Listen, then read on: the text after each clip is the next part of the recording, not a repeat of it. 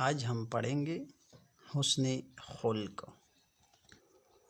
اخلاق کا حسن، اس کے معنی ہے اخلاق کا حسن، اخلاق کی خوبصورتی۔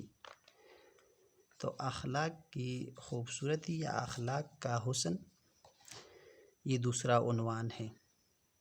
صفحہ نمبر 3 آپ پڑھ چکے ہیں، صفحہ نمبر 4 پر پڑھتے ہیں۔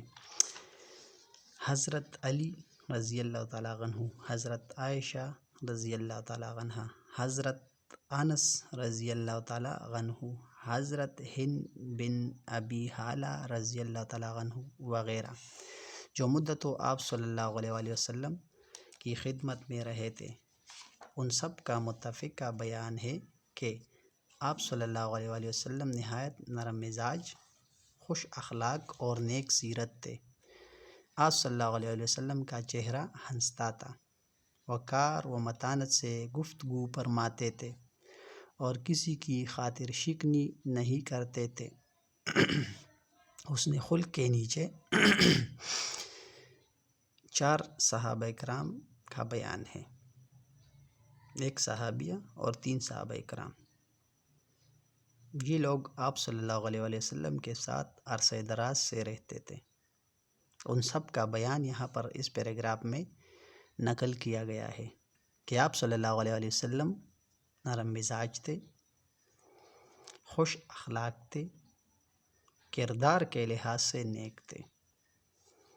آپ صلی اللہ علیہ وآلہ وسلم کا چہرہ ہنستا تھا، ملنے کے وقت آپ دیکھتے تھے، آپ دکھائی دیتے تھے، لوگ آپ کو دیکھتے تھے تو آپ خوش مزاجی کے ساتھ ان کے ساتھ ملتے، وقار و متانت سے گفتگو فرماتے۔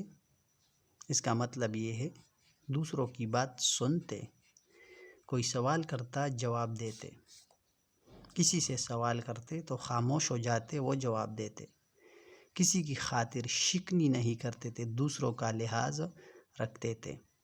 یہ تھا پیراگراف نمبر 1 حسن خلق کے بارے میں 4 صحابہ کرام کا متفقہ بیان۔ معمول یہ تھا کہ کسی سے ملنے کے وقت ہمیشہ پہلے خود سلام و مصافحہ فرماتے۔ کوئی شخص جھک کر آپ صلی اللہ علیہ وآلہ وسلم کے کان میں کچھ بات کہتا تو اس وقت تک اس کی طرف سے رخ نہ پھیرتے جب تک وہ خود منہ نہ ہٹا لے۔ مصافحے میں بھی یہی معمول تھا، یعنی کسی سے ہاتھ ملاتے تو جب تک وہ خود نہ چھوڑ دے اس کا ہاتھ نہ چھوڑتے۔ اکثر نوکر چاکر، لونڈی، غلام خدمت اقدس میں پانی لے کر آتے کہ آپ صلی اللہ علیہ وآلہ وسلم اس میں ہاتھ ڈال لیں تاکہ متبرک ہو جائے۔ جاڑوں کا دن اور صبح کا وقت ہوتا، تاہم آپ صلی اللہ علیہ وآلہ وسلم کبھی انکار نہ فرماتے۔ یہ پیراگراف نمبر 2 ہے۔ پیراگراف نمبر 2 میں حسن خلق کے بارے میں فرماتے ہیں کہ خود سلام و مصافحہ فرماتے، ہمیشہ پہل کرتے، ہاتھ ملانے میں، سلام کرنے میں۔ کوئی شخص آپ کو اپنی طرف متوجہ کرتا، کان میں کچھ کہتا یا اس طرح آپ صلی اللہ علیہ وآلہ وسلم کو مخاطب کر کے کچھ کہتا تو آپ صلی اللہ علیہ وآلہ وسلم اس کی طرف مکمل توجہ دیتے جب تک وہ خود رخ نہ پھیرتے وہ شخص، تو آپ رخ نہ پھیرتے تھے۔ مصافحے میں بھی یہی معمول تھا، کسی سے ہاتھ ملاتے تو جب تک وہ خود نہ چھوڑتے اس کا ہاتھ نہ چھوڑتے۔ اور ایک اور بات حسن خلق کے حوالے سے کہ نوکر چاکر، لونڈی، غلام، کنیزے، اس طرح کے لوگ خدمتگار خدمت اقدس میں حاضر ہوتے، سردی کا موسم ہوتا اور پانی پیش کر دیتے کہ اس میں ہاتھ ڈال لے تاکہ اس میں برکت پیدا ہو، متبرک ہو جائے، برکت پیدا ہو۔ جاڑوں کا دن، سردی کا موسم، صبح کا وقت ہوتا تھا، تاہم آپ صلی اللہ علیہ وآلہ وسلم انکار نہ کرتے تھے۔ یہ تھا پیراگراف نمبر 2۔ پیراگراف نمبر 3 کی طرف بڑھتے ہیں۔ مجالس صحبت میں لوگوں کی ناگوار باتوں کو برداشت فرماتے اور اس کا اظہار نہ کرتے۔ کسی شخص کی کوئی بات ناپسند آتی تو اکثر اس کے سامنے اس کا تذکرہ نہ فرماتے۔ ایک دفعہ ایک صاحب عرب کے دستور کے مطابق زعفران لگا کر خدمت میں حاضر ہوئے۔ آپ صلی اللہ علیہ وسلم نے کچھ نہ فرمایا۔ جب وہ اٹھ کر چلے گئے تو لوگوں سے کہا کہ ان سے کہہ دینا کہ یہ رنگ دھو ڈالے۔ یہ ہے پیراگراف نمبر 3 حسن خلق کے حوالے سے۔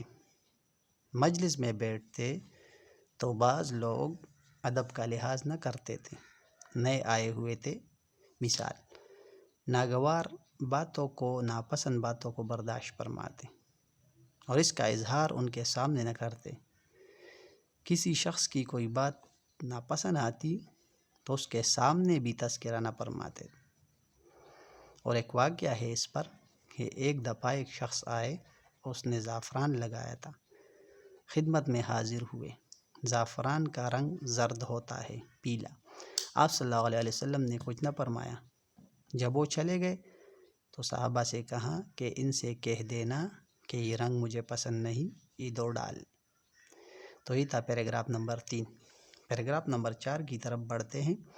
مجلس نبی صلی اللہ علیہ وسلم میں جگہ بہت کم ہوتی تھی۔ جو لوگ پہلے سے آ کر بیٹھ جاتے تھے ان کے بعد جگہ باقی نہیں رہتی تھی۔ ایسے موقع پر اگر کوئی آ جاتا تو اس کے لیے آپ صلی اللہ علیہ وسلم خود اپنی ردائے مبارک بچھا دیتے تھے۔ کسی کی کوئی بات بری معلوم ہوتی تو مجلس میں نام لے کر اس کا ذکر نہیں کرتے تھے، بلکہ صیغہ تعمیم کے ساتھ فرماتے کہ لوگ ایسا کرتے ہیں، لوگ ایسا کہتے ہیں۔ بعض لوگوں کی عادت ہے یہ طریقہ ابہام اس لیے فرماتے تھے کہ شخص مخصوص کی ذلت نہ ہو اور اس کے احساس غیرت میں کمی نہ آ جائے۔ پیراگراف نمبر 4 ہے حسن خلق کے حوالے سے۔ کبھی کبھی اس طرح ہوتا تھا کہ جہاں پر حضور بیٹھے ہیں وہاں پر زیادہ لوگ ہوتے تھے اور اس مجلس میں بیٹھنے کی جگہ باقی نہیں رہتی۔ ایسے موقع پر اگر کوئی باہر سے آتا تو آپ صلی اللہ علیہ وسلم کھڑے ہوتے اور اپنی ردائے مبارک، چادر مبارک بچھا دیتے اور اس شخص کو بٹھا دیتے۔ یہ ایک واقعہ ہے اس کے حوالے سے۔ دوسری بات یہ ہے کہ کسی کی کوئی بات بری معلوم ہوتی تو مجلس میں نام لے کر اس کا ذکر نہیں کرتے۔ کیا کرتے؟ بلکہ صیغہ تعمیم کے ساتھ فرماتے۔ جس طرح عام انداز ہوتا ہے، عام الفاظ استعمال، صیغہ تعمیم عام الفاظ، لوگ ایسا کرتے ہیں، لوگ ایسا کہتے ہیں، عام ضمیر استعمال کرتے تاکہ وہ آدمی سمجھ جائے۔ بعض لوگوں کی یہ عادت ہے، اس طرح فرماتے۔ یہ طریقہ ابہام یعنی مبہم طریقہ اس لیے فرماتے تھے کہ شخص مخصوص کی ذلت نہ ہو، یعنی کوئی گناہ کرنے والا شخص ہو، کوئی مجرم ہو، کسی نے کوئی کام کیا ہو، وہ مخصوص شخص لوگوں کے سامنے رسوا نہ ہو اور اس کے احساس غیرت میں کمی نہ آ جائے، یعنی وہ گناہ پر احساس غیرت میں نہ آ جائے کہ میں یہ کروں گا، یا اس طرح وہ لوگوں کے سامنے رسوا ہوگا تو وہ ڈٹ جائے گا گناہ پر۔ تو یہ تھا پیراگراف نمبر 4۔ چلو چلتے ہیں مشکل الفاظ کی طرف۔ سب سے پہلا لفظ حسن خلق، اخلاق کی خوبصورتی، اخلاق کا حسن۔ دوسرا لفظ اس پیراگراف میں ہے وقار و متانت، سنجیدگی، عزت کے ساتھ۔ خاطر شکنی، خاطر شکنی لحاظ رکھنا، لحاظ رکھنا یا خاطر رکھنا یا خاطر نہ توڑنا یا لحاظ نہ، یا اس کے ادب کا لحاظ رکھنا یا اس کی خاطر مدارت کرنا۔ شکنی کے معنی ہے توڑنا، یعنی اس کا لحاظ رکھنا نہیں، کہ معنی ہم یہاں پر نہیں کرتے۔ پھر پیراگراف نمبر 2 میں جھک کر، یہاں پر ایک لفظ ہے موڑنا، سے موڑنا اس کے معنی ہے رخ، چہرہ۔ اور یہاں پر ایک اور ہے جاڑوں کا دن، سردی، جاڑوں۔ پیراگراف نمبر 3 میں مجلس، مجالس، صحبت یعنی بیٹھنے کی مجلس. دستور طریقہ. زعفران. زعفران ایک قسم کا زرد ایک پودا ہے جس سے عطر کے لیے لوگ زرد رنگ نکال لیتے ہیں. زعفران. پیراگراف نمبر 4 میں صیغہ تعمیم عام الفاظ میں. صیغہ تعمیم عام الفاظ میں. طریقہ ابہام مبہم طریقہ جس سے معلوم نہ ہو. ذلت رسوائی. رسوائی. یہ تھا صفحہ نمبر 4 پیراگراف نمبر 1 2 3 4 حسن خلق کے حوالے سے.